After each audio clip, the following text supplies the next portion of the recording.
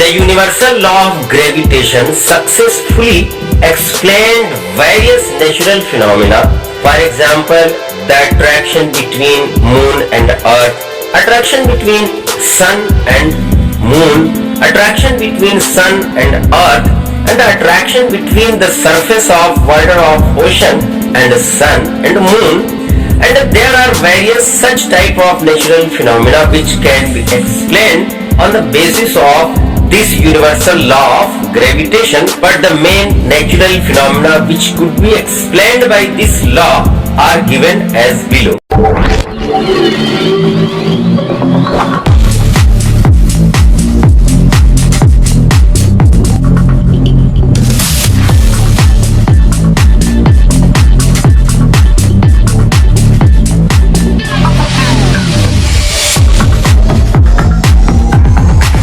Dear students, how are you.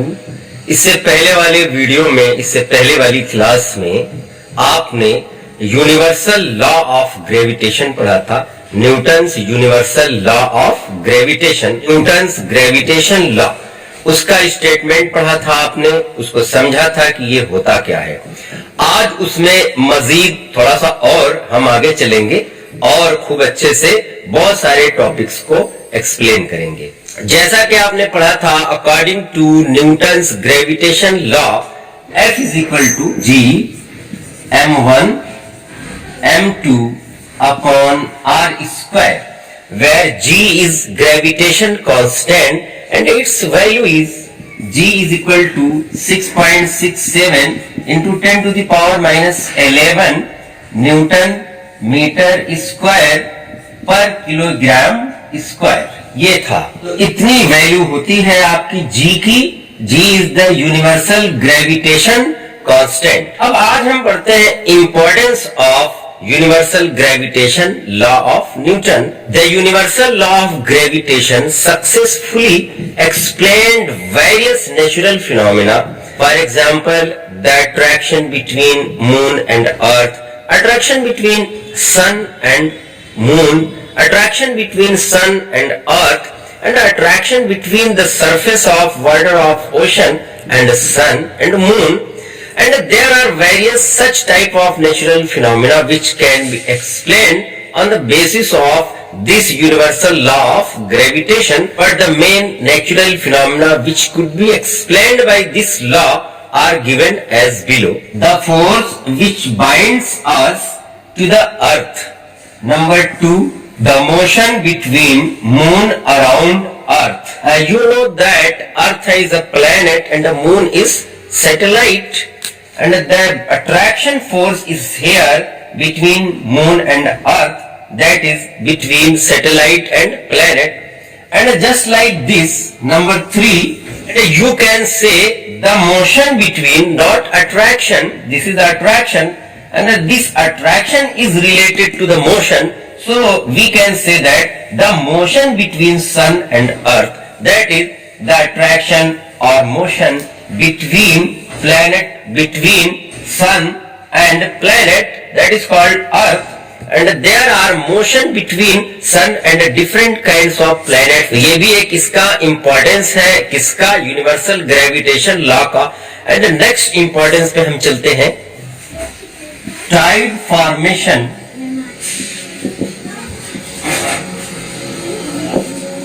In the ocean. Tide formation in the ocean is also the result of universal gravitation law. And next, explanation of Kepler's law. Explanation of Kepler's law of planetary motion. Law is replaced by laws. Basically there are three laws of Kepler. Basically there are three laws given by Kepler, and these are related to the motion of planet, but this is not included in your syllabus because it will be studied in class 11 in higher classes. तो यहाँ पे Kepler's law को नहीं पढ़ना है, मतलब जो Kepler ने 3 laws दिए वो नहीं पढ़ने हैं। बस नाम आप जान लीजिए कि Kepler भी कोई थे और केपलर के भी 3 लॉज हैं जो प्लेनेट के मोशन पर बेस्ड है। तो न्यूटन यूनिवर्सल ग्रेविटेशन लॉ जो है ये केपलर के लॉ की तायद करता है। जो इन्होंने 3 लॉज दिए थे उनको अच्छे से एक्सप्लेन करता है और ये साबित करता है कि जो मासेस होती हैं उनके बीच में अट्रैक्शन फोर्स जनरेट होते हैं और जो छोटी मासेस होती हैं उनका फोर्स बहुत कम होता है और जो बड़ी मासेस होती हैं उनमें फोर्स ज्यादा होता है। तो ये साबित किया। तो आगे हम चलते हैं फिर। अब इन 5 पॉइंट्स को जो आपने यहाँ पे डाल रखे हैं, जो चाहे आप इंपॉर्टेंस ऑफ ग्रेविटेशन लॉ कहिए या न्यूटन का लॉ कहिए या जो रिलेशन है ग्रेविटेशन से, इन सारी चीजों का वो हम एक्सप्लेन करते हैं। तो इनके एक्सप्लेनेशन के लिए आप एक हेडिंग डालिए, gravitation between objects of small size and big size.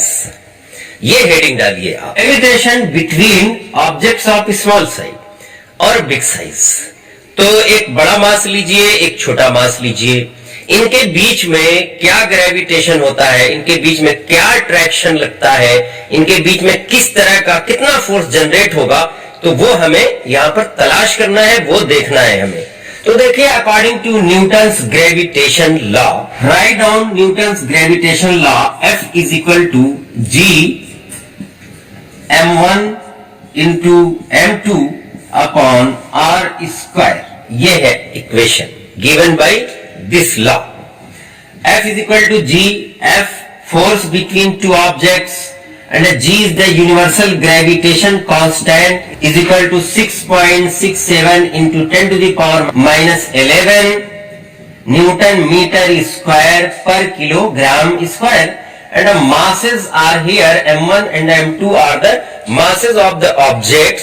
M1 is the mass of one object and M2 is the mass of second object, and R is the distance between these two objects. Then this is the universal gravitation law. Now suppose that there are 2 masses of 1 kilogram. Suppose that 2 stones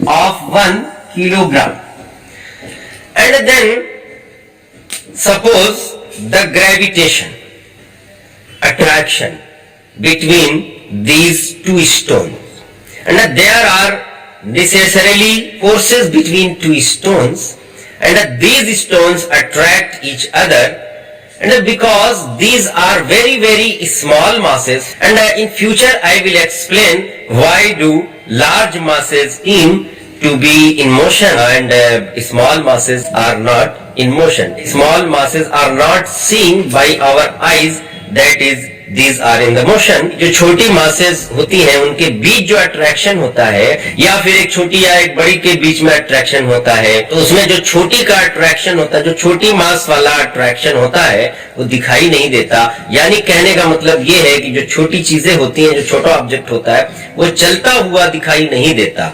तो ये मैं आपको बता रहा था। तो अगर suppose that कि 1 किलोग्राम के 2 स्टोन आप ले लीजिए तो उनके बीच में अट्रैक्शन होगा, ग्रेविटेशनल फोर्स एक्सर्ट होगा, लेकिन बेसिकली वो दिखाई नहीं देगा। वो दोनों चीजें, वो दोनों स्टोन मोशन में नहीं होंगी।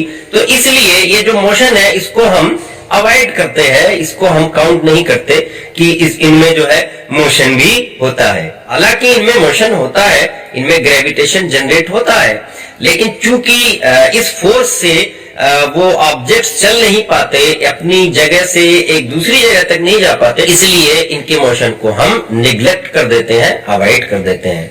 तो 1 किलोग्राम 2 किलोग्राम का ये जो मास है, इनके बीच में जो होगा अट्रैक्शन, उसकी कोई वैल्यू नहीं होगी। लेकिन अगर सपोज दैट कि हम 2 बड़ी मासेस को ले लें, सपोज के आपने अर्थ ले लिया और सन ले लिया और अर्थ ले लिया, मून ले लिया, या फिर ऐसा करते हैं कि एक छोटी मास लीजिए और एक बहुत बड़ी मास लीजिए, जैसे कि आपने हेडिंग डाली है, जो यहाँ पर आपने हेडिंग डाल रखी थी वो यही तो डाली थी आपने कि एक बहुत छोटी मास हो और एक बहुत बड़ी मास हो, तो इनके बीच में जो ग्रेविटेशन जनरेट होगा वो क्या होगा।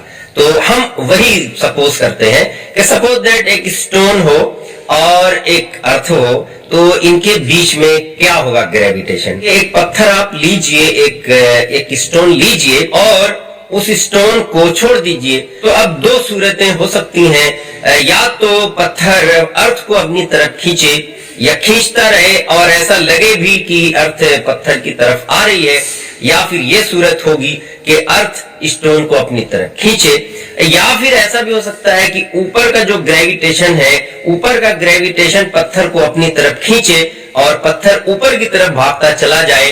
तो यहाँ पे 3 सूरतें हैं। There are 3 conditions which can be applied. लेकिन यही तो न्यूटन ने बताया था, यही तो न्यूटन का यूनिवर्सल ग्रेविटेशन लॉ है, और यही तो डिस्कवरी है ग्रेविटेशन की, कि ये बताया गया कि जो जमीन और आसमान के बीच में खला है, जो सेंटर है, उस सेंटर के नीचे की चीजें अर्थ की तरफ गिरती चली जाती हैं और सेंटर के ऊपर की चीजें आसमान की तरफ भागती चली जाती हैं। This is the 2 types of gravitational forces. तो अब पत्थर को अगर आपने छोड़ दिया तो पत्थर अर्थ की तरफ खींचता हुआ चला जाता है, ये आपने पढ़ा था, समझा था, लेकिन इसको आपने इक्वेशन से साबित नहीं किया था। इसमें आपको साबित ये करना है कि इनके बीच में जहां पे एक बहुत छोटी मास एक बहुत बड़ी मास है, इनमें फोर्स ऑफ अट्रैक्शन बहुत ज्यादा आता है। कैसे आता है? इक्वेशन से हमको साबित करना है। देखिए, इसे हम एक न्यूमेरिकल की हेल्प से समझते हैं। Calculate force of gravitation due to earth on ball of 1 kilogram mass lying on ground. Mass of earth is given as 6 into 10 to the power 24 kilogram, and the radius of earth is given as 6.4 into 10 to the power 3 kilometer, and the g, as you know, g is equal to 6.67 into 10 to the power minus 11 Newton meter square per kilogram square। तो ये दिया हुआ है, इसको गौर से आप देखिए, एक बार सवाल पढ़िए, न्यूमेरिकल पढ़िए, और इस न्यूमेरिकल की सहायता से, इस न्यूमेरिकल की हेल्प से ही अभी हम साबित करेंगे। According to F is equal to G m1 m2 upon r square equal to 6.67 into 10 to the power minus 11 multiplied by m1. Suppose the m1 is equal to mass of stone or mass of ball. Suppose here is the ball, so m1 is taken as the mass of ball, which is given as about 1 kilogram in your numerical. तो ये 1 kilogram multiplied by m2 is suppose that the mass of earth, which is given as 6 into 10 to the power 24 upon r square, and r is given as 6.4 into 10 to the power 3 kilometer. So it should be converted into meter because meter is SI unit, as the SI unit of masses are kilogram and these are given kilogram. I explained that how to solve a numerical. तो आप बात यहाँ पे आ गई है कि सारी units जो है बराबर कर लेनी चाहिए, तब आसानी से आप कैलकुलेट कर सकते हैं। तो यहाँ पे अगर ये किलोमीटर में दिया है तो इसको मीटर में चेंज कीजिए, तो इज इक्वल टू हो जाएगा 6.4 into 10 to the power 3 multiplied by 10 to the power 3 metre. 10 to the power 3 metre से आप मल्टीप्लाई कर देंगे तो ये किसमें कन्वर्ट हो जाएगा? ये मीटर में कन्वर्ट हो जाएगा। अब इसको हम सॉल्व करेंगे, इन दोनों को मल्टीप्लाई कीजिए और फिर इन्हें मल्टीप्लाई करके इससे डिवाइड कीजिए। तो जब डिवाइड कर देंगे तो अल्टीमेट जो वैल्यू आएगी आपकी वो क्या आएगी, आप कैलकुलेट करके देख लीजिए। तो बच्चों इसकी वैल्यू आई 9.8 न्यूटन। तो आप देख रहे हैं कि इनमें फोर्स बहुत ही ज्यादा है, जबकि अगर हम 2 स्टोन की बात करें या 2 बॉल की बात करें और दोनों की मासेस 1-1 हो और उनकी कुछ रेडियस हो, तो उनमें आप देखेंगे कि फोर्स उसमें बहुत ही कम आता है। तो इसलिए ये मोशन में नहीं रहेंगे। Large bodies exert large force. तो लार्ज फोर्स जब होगा तो वो बॉडीज को मूव कराने में हेल्पफुल होगा। तो यही रीजन है जो हम पढ़ते चले आए हैं कि जब कोई भी चीज छोड़ी जाती है तो वो नीचे जमीन पर गिर जाती है। उसका रीजन यही है, ये जो आप देख रहे हैं, इस न्यूमेरिकल से हम सॉल्व कर सकते हैं, इस न्यूमेरिकल से ये प्रॉब्लम सॉल्व कर सकते हैं, इस न्यूमेरिकल से हम एक्सप्लेन कर सकते हैं कि चीजें, ऑब्जेक्ट्स या बॉडीज जब छोड़ी जाती हैं तो अर्थ की तरफ क्यों खींचती चली जाती हैं। तो अब इसी की हेल्प से आपने अभी जो इंपॉर्टेंस एक हेडिंग डाली थी वो सब आसानी से आप एक्सप्लेन कर सकते हैं। जैसे अर्थ मूव्स अराउंड सन, पहला अगर हम केस देखें, अर्थ मूव्स अराउंड सन, ये दोनों ही लार्ज मासेस वाले हैं। सन के अराउंड अर्थ घूमती है, ये कहा जाता है और यही है। तो लेकिन क्यों है ऐसा, तो ये न्यूटन के इस लॉ से साबित किया जा सकता है। जैसे कि आपको पता है कि मास ऑफ अर्थ कितनी होती है, 6 इंटू 10⁻24 किलोग्राम के बराबर होती है। इसी तरह से सन की जो मास है वो लगभग 7.4 इंटू 10⁻22 किलोग्राम होती है। तो अब ये जो मास है, ये बहुत बड़ी बड़ी मासेस हैं, इनके बीच में भी जो फोर्स आएगा, इसी तरह से कैलकुलेट करेंगे, जो अभी आपने कैलकुलेट किया उसी तरह से कैलकुलेट करेंगे तो काफी ज्यादा फोर्स आ जाएगा। तो जाहिर है कि जब फोर्स बहुत ज्यादा आएगा तो उनके बीच में भी अट्रैक्शन होगा, और आपको पता है कि जो बड़ी मास वाला होगा उसका थोड़ा सा बड़ा फोर्स होगा, तो वो जो छोटी मास है उस छोटी मास को अपनी तरफ अट्रैक्ट करेगा, और फिर जो छोटा मास है, जो छोटा ऑब्जेक्ट है, बड़ी मास के अराउंड सर्कुलर पाथ में मूव करने लगेगा। इनके बीच में एक फोर्स जनरेट होगा, that is called as centripetal force. Centripetal force, and this centripetal force is exerted by gravitational force of sun and earth. तो ये सन और अर्थ के ग्रेविटेशन फोर्स के कारण ही ये फोर्स जनरेट होता है। कौन सा फोर्स, सेंट्रीपिटल फोर्स, और उसके अकॉर्डिंग जो है अर्थ सन के अराउंड सर्कुलर ऑर्बिट में चक्कर लगाने लगती है। This is the reason. तो इस तरह से आप एक्सप्लेन कर सकते हैं। इसी तरह से अगर कोई आप प्लेनेट ले, जैसे अर्थ ले ले, और इसी तरह से फिर सैटेलाइट ले ले, मून ले ले, तो इनके बीच में भी मोशन होता है। Moon moves around earth, not earth moves around moon. Moon यानी चांद मूव्स अराउंड अर्थ। तो इस तरह से आपने मून का जो मास होता है वो थोड़ा छोटा होता है और अर्थ का मास थोड़ा बड़ा होता है। तो मून जो है ये अर्थ के चारों तरफ चक्कर लगाने लगती है, मूवमेंट करने लगती है। तो आपने देखा ये जो यूनिवर्सल ग्रेविटेशन लॉ है ये किस तरह से एक्सप्लेन कर रहा है डिफरेंट मोशन को, जो आप अब तक सुनते आए हैं, जो आप देखते आए हैं, और जो सच है।